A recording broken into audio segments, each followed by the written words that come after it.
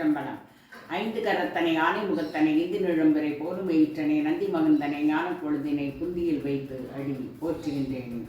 தனம் தரும், கல்வி தரும், ஒரு நாளும் தளர்வு அறியா மனம் தரும், தெய்வ வடிவும் தரும், நெஞ்சில் வஞ்சமில்லா இனம் தரும், நல்லன எல்லாம் தரும், நல்லன எல்லாம் தரும், அன்பர் என்பவர்க்கே கனம் தரும் பூங்குழலால் அபிராமி கடைக்கண்களே.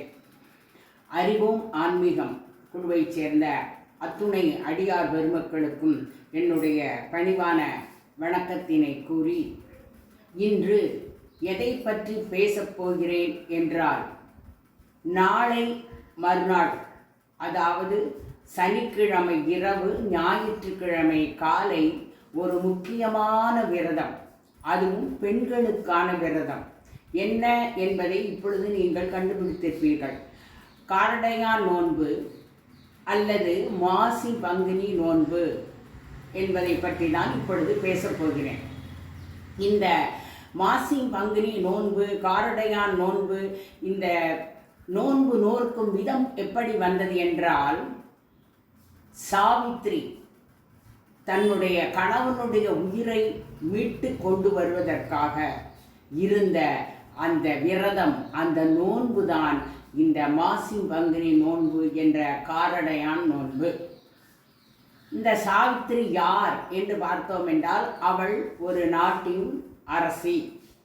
அதாவது அவள் அம்மாவுக்கும் அப்பாவுக்கும் குழந்தை இல்லாத காரணத்தினால் சாவித்திரி விரதம் இருந்து இந்த சாவித்திரியை பெற்றெடுத்தார்கள்.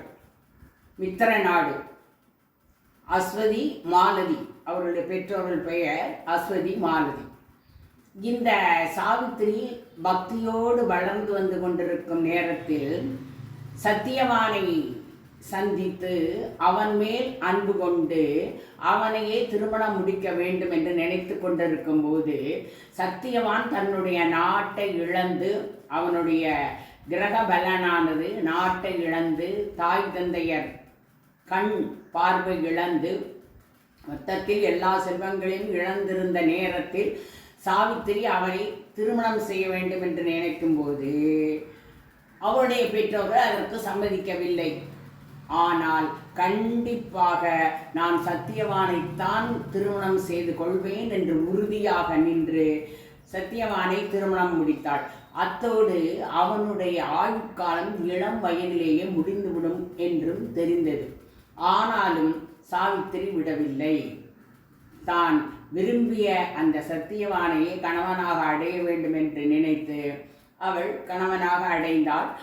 நிறைவாக ஒரு நாள், எப்பொழுது அவனுடைய உயிரானது யமதர்மனால் பறிக்கப்படும் என்ற நேரம் வரும்போது அவள் அன்று காட்டுக்கு சென்றாள். ஏனென்றால் அவன் காட்டில் உள்ள விறகுகளை வெட்டி கொண்டு வந்து விற்று அதன் மூலமாகத்தான் அவனுடைய குடும்ப ஜீவனம் நடந்து கொண்டிருந்தது. இவனுக்கு ஒரு அதிசயம், சத்தியவானுக்கு என்ன ஒரு நாளும் இல்லாத திருநாளாக இன்று சாவித்திரி உடன் வருகிறேன் என்று சொல்கிறாளே, சரி வா என்று கூட்டிக் கொண்டு சென்று விட்டான். அங்கே யமதர்மன் சத்தியவானுடைய உயிரை எடுக்கிறார். அப்பொழுது சாவித்திரி யமதர்மனோடு வாதம் செய்கிறாள்.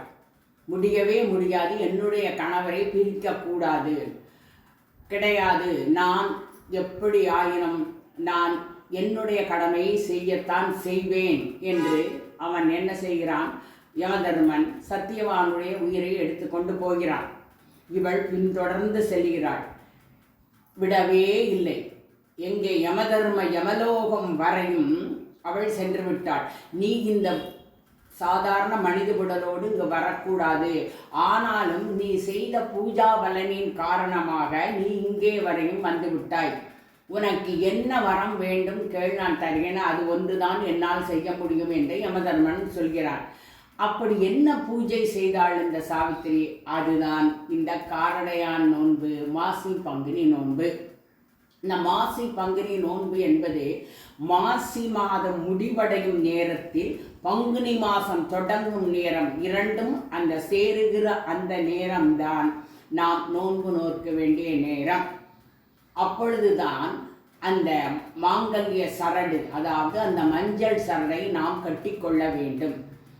சாவித்திரியானவள் காட்டிலேயே இருந்ததனால் அவளுக்கு கிடைத்த அந்த கார் அரிசி என்ற அந்த அரிசியை மாவாக்கி அங்கே இந்த தானியங்கள் கிடைக்கும், காராமணி, பட்டாணி, இந்த மாதிரி தானியங்கள் கிடைக்கும்.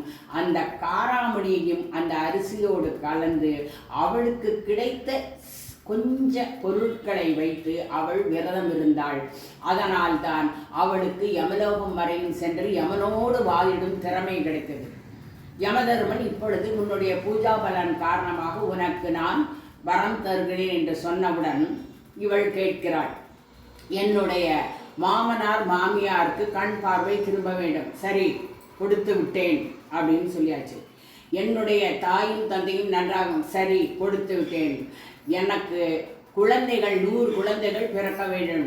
இவனுக்கு யமதர்மனுக்கு அவசரம். மேற்கொண்டு எதையும் இவள் கேட்டுவிடக்கூடாது என்று சரி தந்து விட்டேன் என்று சொல்லி ஓடுகிறாள். அப்பொழுது இவள் பின்னாலே போகிறாள். இதும் ஏன் என் பின்னாலேயே வருகிறாய்? நான் தான் உனக்கு வேண்டிய வரங்களை கொடுத்து விட்டன என்று யமதர்மன் கேட்க சாவித்திரி செய்கிறாள், ஐயா, நீங்களே தர்மர், அதனால்தான் உமக்கு யமதர்மர் என்று பெயர். சொன்ன சொல் தவறாதவர். நீங்கள் என்ன சொன்னீர்கள்? நான் என்ன சொன்னேன்? நீங்கள் வரம் தந்தீர். ஆமாம், 3 வரம் தந்தேன். அதில் 3வது வரம், எனக்கு என்னுடைய கணவன் மூலமாக 100 குழந்தைகள் பிறக்க வேண்டும் என்று நான் சொன்னேன். நீங்கள் அதற்கு தந்து விட்டேன் என்று சொல்லிவிட்டீர்கள்.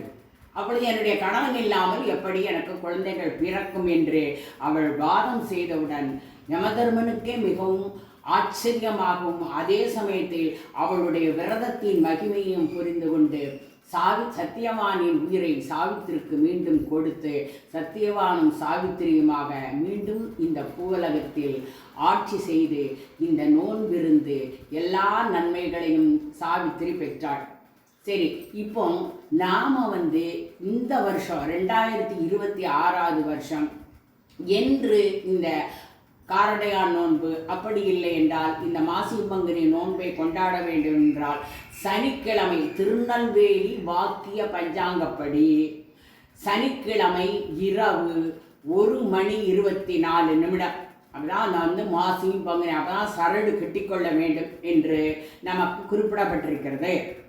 அந்த நேரத்தில் நடு நிசியாகிவிட்டோம். அதனால் யாரும் வரமாட்டார்கள், நமக்கும் அது முடியாது என்று யாராவது நினைத்தால் மறுநாள் காலை, அப்படி இல்லை என்றால் சனிக்கிழமை அன்றே கட்டிக்கொள்ள வேண்டும். மாசி நேரம் கொஞ்சமாவது இருக்க வேண்டும், மாசி மாத நேரம். ஏன்னா மாசியில் கட்டும் அந்த சரடானது பாசி படரம் என்று சொல்வார்கள். அது பாசி படரம் என்றால் அது நீண்ட நாள் இருக்கும் என்று அர்த்தம். அப்படி என்றால் ஒவ்வொரு பெண்ணும் தன்னுடைய கணவன் நீண்ட நாள் இருக்க வேண்டும், தான் தீர்க்க சுமங்கலியாக இருக்க வேண்டும் என்ற எண்ணம் எல்லா பெண்களுக்கும் கண்டிப்பாக இருக்கும். தான் எப்படி இருந்தாலும் பரவாயில்லை, தன் கணவன் நன்றாக இருக்க வேண்டும் என்று நினைப்பதுதான் பாரத பெண்களின் ஒரு பெரிய நோக்கமாக இருக்கிறது. எனவே நாம் இந்த மாசி பங்குனி நோன்பை, அதாவது இந்த காரடையான் நோன்பை நாம் சனிக்கிழமை இரவு, அப்படி இல்லை என்றால் ஞாயிற்றுக்கிழமை அந்த விடிகாலை அந்த 1:24 1:30 மணிக்குள் கட்டிவிட வேண்டும் சரடு. வெள்ள அடையும் உப்பு போட்டு காராமணி போட்டு கார அடையும் வைக்க வேண்டும். ஆனால் வெள்ள அடையின் மேல் கொஞ்சம் சிறிது வெண்ணெய் வைக்க வேண்டும். சில வீடுகளில் என்ன செய்வார்கள் என்றால் இந்த வெல்லம் போட்ட அந்த மாவில் விளக்கு எடுத்து அந்த விளக்கில் வெண்ணெயை விட்டு திரி ஏற்றி செய்வார்கள். காமாட்சி அம்மன் படம் வைத்து நாம் பூஜை செய்யலாம். அப்படி இல்லை என்றால் கும்பம் வைத்து, அந்த கும்பம் வைத்து செய்வது என்றால் அது மிகவும் ஐதீகமான விஷயம். அதற்கு அந்த மஞ்சள் தடவிய தேங்காய் எல்லாம் வைத்து சுற்றி வர மாவிலை வைத்து அந்த கும்பத்திற்கு சரடு கட்டி, காமாட்சி அம்மன் படத்துக்கு சரடு கட்டி, சாவித்திரி அம்மன் படம் இருந்தாலும் அதுவும் மிகவும் சிறப்பானது கட்டி நாம் இந்த நோன்பினை கொண்டாடலாம். எல்லாரும் எல்லா நலமும் வளமும் பெற வேண்டும்.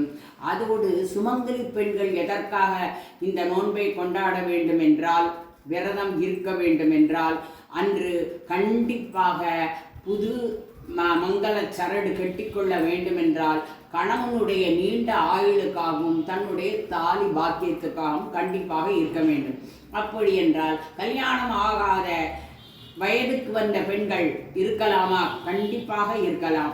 அவர்கள் தங்களுக்கு நல்ல கணவன் அமைய வேண்டும், அவனும் நீண்ட ஆயுளோடும் எல்லா புகழோடும் இருக்க வேண்டும் என்ற ஒரு எண்ணத்திலே அவர்கள் எப்படி ஆண்டாளானவள் பாவை நோன்பு நோற்றாளோ அதுபோல இங்கேயும் இந்த மாசி பங்குனி நோன்பு என்ற இந்த காரடையான் நோன்பை எல்லா பெண்களும் கண்டிப்பாக நோற்று, அதாவது விரதம் இருந்து தங்களுடைய குடும்பத்திற்காகவும் ஒவ்வொரு பெண்ணும் தன்னுடைய கணவனுக்காகவும் இந்த விரதத்தை இருந்து எல்லா பாக்கியங்களும் பெற்று ஆரோக்கியமான வாழ்வும் நிறைவான செல்வமும் பெற்று வாழ வேண்டும் என்று அந்த அம்பாளை வேண்டி வணங்கி, இதுகாரும் என்னுடைய உரை எல்லோரும் செவிமடுத்தீர்கள். உங்கள் அத்துணை பேருக்கும் நன்றி கூறி உங்களிடமிருந்து பெறுகிறேன் விடை. வருகிறேன். வணக்கம். உங்கள் மீனாட்சி. உருவாய் அருவாய் உளதாய் இளதாய் மறுவாய் மலராய் மணியாய் ஒளியாய் கருவாய் உயிராய் கதியாய் விதியாய் குருவாய் வருவாய் அருவாய் குகனே. சர்வமங்கள மாங்கல்யே சிவே சர்வார்த்த சாதகே சரண்யே திரையம்பகே கௌரி நாராயணி நமோஸ்துதே. திருச்சிற்றம்பலம்.